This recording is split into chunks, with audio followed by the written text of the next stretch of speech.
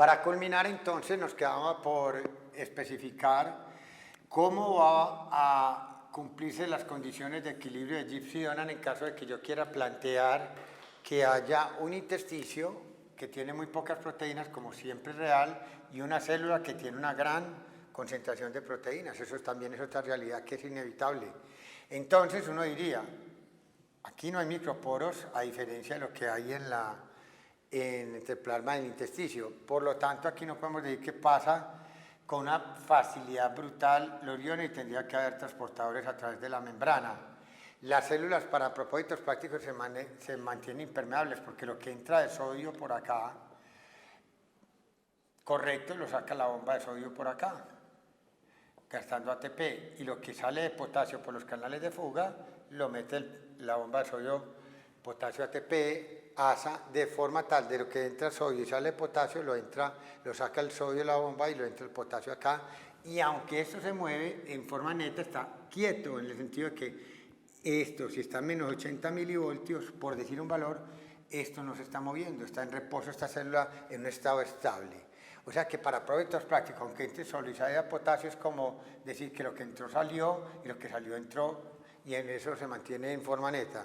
Pero entonces lo que ellos querían preguntarse era qué tal si se cumpliesen las condiciones de equilibrio de Gibbs-Donan, usted haría las veces de compartimento A que teníamos ahora y el intersticio haría las veces de un compartimento B, lo que nos haría pensar entonces en que se cumplirían las condiciones de equilibrio de Gibbs-Donan, pero eso nos tendría una preocupación mayor, el número de partículas osmóticamente activas que hay en el equilibrio, recuerden que son mayores de 18 en A y aquí en B serían 12.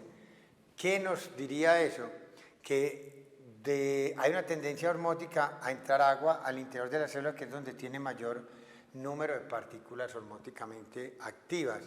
Entraría agua y el problema es que esto llegaría a hacer un edema celular que llevaría al rompimiento de las membranas. El romper las membranas llevaría obviamente a la lisis celular. Entonces, aquí no tenemos un sistema de bomba como el corazón que nos mandaba una presión capilar que nosotros veíamos que la mandaba por los capilares y que esa presión capilar es la que nosotros dibujamos, que era una fuerza hidrostática hacia afuera, presión capilar hacia afuera, para contrarrestar la presión intersticial y para pelear con esta presión oncótica del plasma que tira hacia acá, ayudada por la presión oncótica intersticial que tira hacia allá. Esas peleas de Starling se podían dar porque así como había fuerzas hacia adentro, hay fuerzas hacia afuera y uno verá hacia dónde hay una tendencia neta. Pero acá no tenemos un sistema cardiovascular, aquí no hay una bomba adentro cardíaca que me trate de evitar el movimiento de esta agua hacia adentro, a no ser de que yo haga un truco. Y el truco lo hizo la naturaleza francamente. El truco fue hacer lo siguiente. Como no puedo hacer eso, voy a hacer lo siguiente. Voy a crear un sistema de bombas, pero bombas que gasten ATP, como la sodio, potasio, ATPase acá, que al hacer su trabajo, bombear 3 iones de sodio hacia afuera contra 2 partículas netas hacia adentro, 3 partículas afuera y 2 hacia adentro, el efecto neto es 1 hacia afuera y gaste un ATP. También puede existir, por ejemplo, una bomba que bombee calcio en contra y gaste ATP, ¿no es cierto? Bombeando calcio para crear una diferencia de concentración y vaya creando una concentración mayor en el calcio afuera y adentro. También puede haber una bomba de cloro, correcto, etcétera, pero todas gastando ATP para poder crear eso. ¿Qué busca eso? Volver a restablecer un equilibrio. ¿Cómo lo vamos a pintar? De la siguiente forma. ¿Por qué? La célula, necesitamos que de 18 que arrancó acá contra 12 que hay acá, con cada bomba, como el caso de la bomba sodio potasio ATPase, haya de bombeo hacia afuera y gaste un ATP, va a haber una partícula neta que salga. Entonces, bombiemos y gastemos un ATP. Esto queda de 17, esto queda de 13. Pero de todas maneras, aquí hay una concentración todavía osmóticamente mayor de partículas que acá y sigue entrando agua. De todas maneras, la célula se lisaría. Entonces, digo que bombeo otra vez o que una bomba aquí de calcio saque un calcio hacia afuera gastando un ATP. Entonces cada bombeo de eso me va a llevar a que esto se vuelva 16, esto se vuelve 14, todavía hay que hacer más esfuerzo, hasta que esto se vuelva 15 y esto se vuelva 15. Y ahí ya hay un equilibrio osmótico. Ahí tendríamos que si el intersticio que nosotros habíamos dicho tenía 280 miliosmoles por litro, el interior de la célula tendría 280 miliosmoles por litro. Ahí no habría una tendencia neta del agua a salir ni a entrar. El plasma lo trataríamos como prácticamente como si fuera 280 miliosmoles por litro desde el punto de vista de que el problema que tienes con el intersticio, que aquí es 281,3, pero para términos prácticos, este no se enfrenta a la célula, el que se enfrenta a la célula es 280, que es el intersticio. Este 1,3 son fuerzas de Starling, que yo veré cómo muevo acá la presión oncótica de las proteínas del plasma, el intersticio, la presión capilar y el intersticial. El movimiento de neto de agua hacia afuera o hacia adentro de la célula me lo está marcando la membrana celular, la que debe tener un propósito, no dejar cumplir las condiciones de equilibrio de Gibbs-Donan. ¿Para qué no las dejo cumplir? Porque con eso evito la lisis celular por rompimiento en las membranas al haber un edema marcado. Entonces nosotros tenemos que ser muy claros. El equilibrio de Gibbs-Donan no nos conviene dejarlo cumplir entre el intersticio y la célula. Entre el plasma y el intersticio yo puedo cumplir las condiciones de equilibrio de Gibbs-Donan y en ese momento no tengo ningún problema. Pero acá es verdaderamente un caos. ¿Qué nos lleva entonces nosotros a concluir? Pues obviamente que como yo puedo cumplir las condiciones de equilibrio de Gibbs-Donan entre el plasma e intersticio, la conclusión es muy fácil. Prácticamente la concentración de sodio acá es igual a la de acá, hacia allá una pequeña diferencia. Lo mismo de otros cationes como el calcio, como el magnesio, como el potasio. Prácticamente las concentraciones serían iguales acá. Obviamente que por Gibbs-Donan serían un poquito más acá que acá, pero para términos de clínica nosotros las tratamos como iguales. A su vez, para los aniones se cumpliría lo mismo. Del lado donde están las proteínas, que ya habíamos visto, la concentración de cloro, de fosfatos, no sé, de bicarbonato, que son negativos, serían un poco mayor acá que acá, debido a la repulsión negativa de las proteínas que las tiraría para el lado donde se encuentren menor concentración de proteínas, pero aún así, en clínica tratamos como que plasma e intersticio prácticamente tienen la misma concentración en esos electrolitos, tanto para cationes o aniones difusibles, dejando como conclusión que en concentración lo que difiere el plasma del intersticio es la mayor concentración de proteínas en el plasma del intersticio. Para los otros iones parece que olvidáramos las condiciones de equilibrio de Gibbs-Donan y decimos que para no complicarnos la concentración de cationes aquí y de aniones al lado y lado es igual.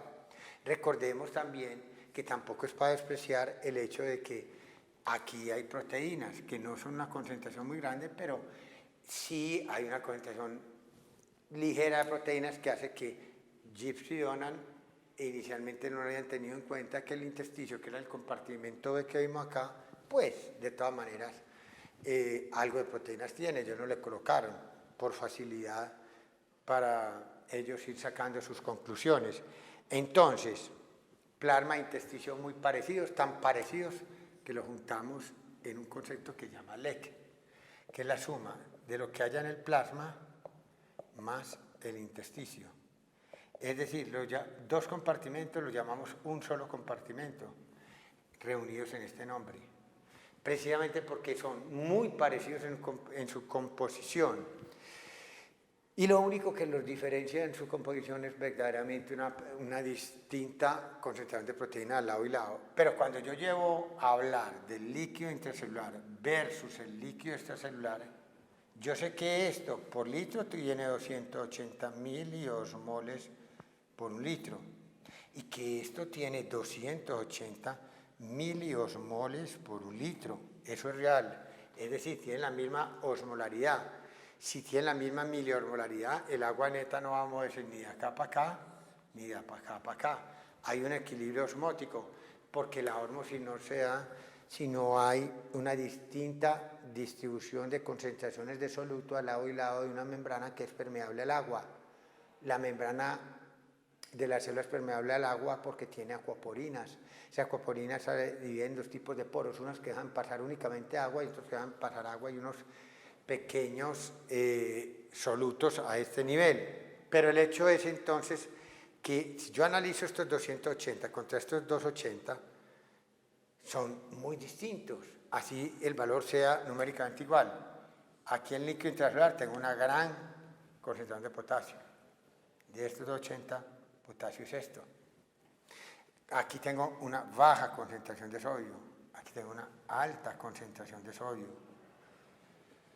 Aquí tengo muy baja concentración de cloro, aquí tengo una alta concentración de cloro, aquí tengo una baja concentración de bicarbonato, aquí tengo una alta concentración de bicarbonato, aquí tengo una alta concentración de fosfatos, aquí tengo una muy baja concentración de fosfatos.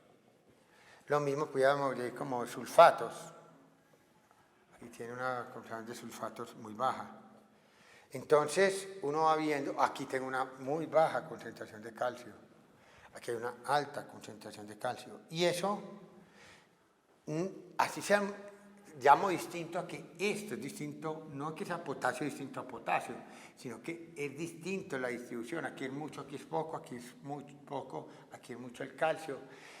Y a pesar de que son muy distintos el uno con el otro, todo esto sumados 80 y todo esto sumados 80.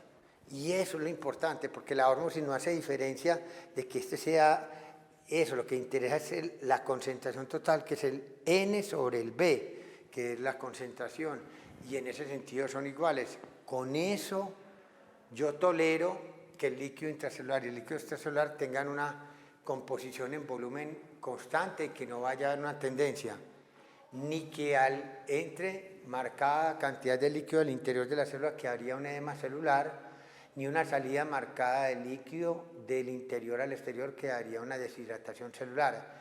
Eso llevaría problemas, sobre todo a nivel de las células de funcionamiento, a nivel de las neuronas del sistema nervioso central, que para obrar bien y actuar en lucidez extrema, clara y con orientación, memoria, pensamiento, capacidad de razonamiento, requieren que no estén en los extremos de sobrehidratación ni deshidratación marcada. Entonces eso me marca a mí una tendencia muy clara a nosotros tener que decir que por culpa de no cumplir las condiciones de equilibrio de Gibbs-Donan entre el intesticio y la célula, no alteré el número de partículas osmóticamente activas porque quedamos igualmente al final en 280 y 280, pero sí lo que alteré fue la composición del líquido intracelular, haciéndole una composición totalmente distinta en cuanto a cuantificación, cuantitativamente muy distinta a la composición del líquido extracelular. No estoy diciendo que en el líquido intracelular hayan cosas que no existen en el líquido extracelular, porque es innegable que el calcio existe en los dos lados, que el sodio existe en los dos lados, que el potasio existe en los dos lados. Lo que está existiendo distinto a los dos lados, aún incluyendo proteínas, porque aún incluyendo proteínas estamos diciendo que hay proteínas en el intesticio, es que la cantidad expresada en forma de concentración no es igual al lado y lado. Entonces eso nos lleva a nosotros a concluir que pueden coexistir amigablemente el líquido extracelular con su intersticio rodeando a las células sin hacerle daño ni a la célula ni a él mismo, haciendo un movimiento de agua brutalmente neto hacia algún lado, sino que estamos en equilibrio. Cada vez que la célula, cada vez que la osmolaridad de afuera aumente más allá de 280 y este quede en 280, pues habrá una tendencia neta a sacar agua. y cada vez que esta 280 sea menor tratará de entrar agua, pero será momentáneamente porque se equilibrará otra vez a una nueva concentración. El organismo tendrá algún mecanismo para poder regular después que ese 280 que estaba más allá de lo normal vuelva a 280 y ese 280 que estaba menos de lo normal vuelve otra vez a 280. Entonces, para poder funcionar bien, nosotros tenemos que tener un equilibrio en osmolaridades, osmoles efectivos entre el intersticio y la célula. No podemos dejar de cumplir las condiciones de equilibrio de Gibbs-Ionan porque nos explotaríamos en cuanto a la célula se refiere. Y así podemos, con un sistema de bombas que nos cuesta energía, mantener que esto sea igual 280-280, gasto ATP. O sea que las membranas tienen que gastar continuamente ATP para que las células no mueran. Por eso así la célula no haga nada más que el mero hecho de sobrevivir, tiene que estar haciendo un gasto energético continuo en forma de fosfatos de alta energía para evitar la lisis celular y evitar el equilibrio de Gibbs-Ionan. Muy amable.